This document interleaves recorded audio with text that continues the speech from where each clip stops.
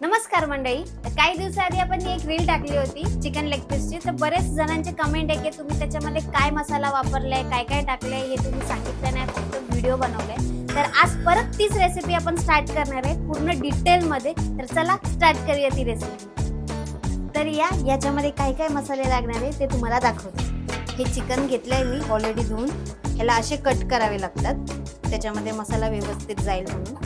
आणि त्याच्यामध्ये जाणारे सगळे मसाले आणि दही वगैरे. हे दही आहे, हे मसाले आहेत, हे घरचे बेसिक मसालेच आहेत. लाल मिरची पावडर, हळद, धने पावडर, गरम मसाला, चिकन मसाला आणि मीठ.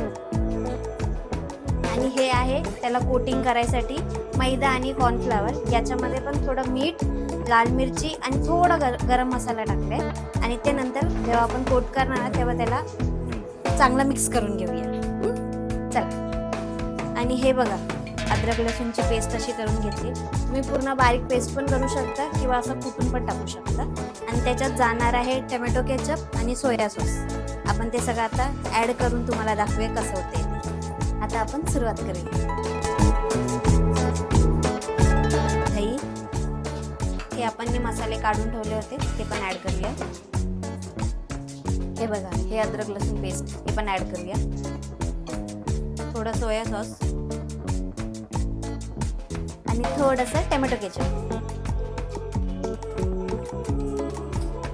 आता ह्याला चांगलं मिक्स करून घेऊया.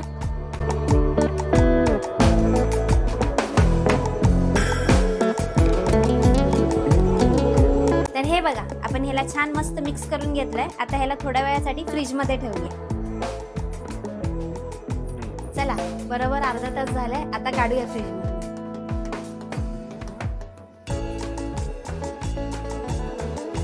हे बघा, चिकन मस्त मॅरिनेट झालेलं आहे. आता पुढची प्रोसेस तुम्हाला दाखवते. या बघा, हे आपण पीठ घेतलं होतं ना, हे पीठ आहे मैदा आणि कॉर्नफ्लॉवर आहे. याच्यामध्ये थोडं मीठ, गरम मसाला आणि आपल्या लाल मिरची टाकले. त्याला मिक्स करून घेऊया. आणि एका वाटीमध्ये थंड पाणी काढून घेऊया. पुढचं दाखवते कसं करायचं. हे लेग पीस आपले झाले आहेत ना मॅरिनेट वाले, त्याला याच्यामध्ये कोट करून घ्यायचं पिठामध्ये.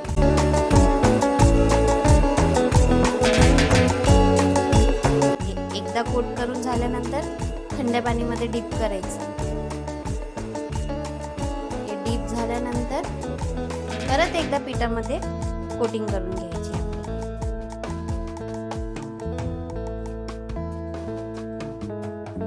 आपण तेल ऑलरेडी गरम करायला ठेवलं होतं. तेल बऱ्यापैकी गरम झालंय.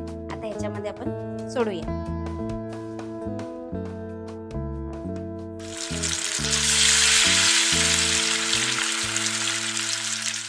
सॉरी तेल थोडं कमी पडलंय, थोडंसं ऍड करूया.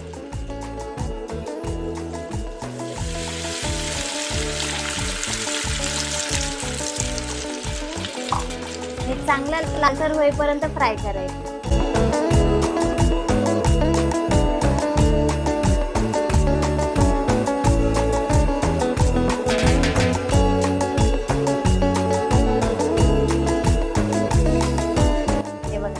मस्त लालसर झाले फ्राय. आता काढून घेऊया.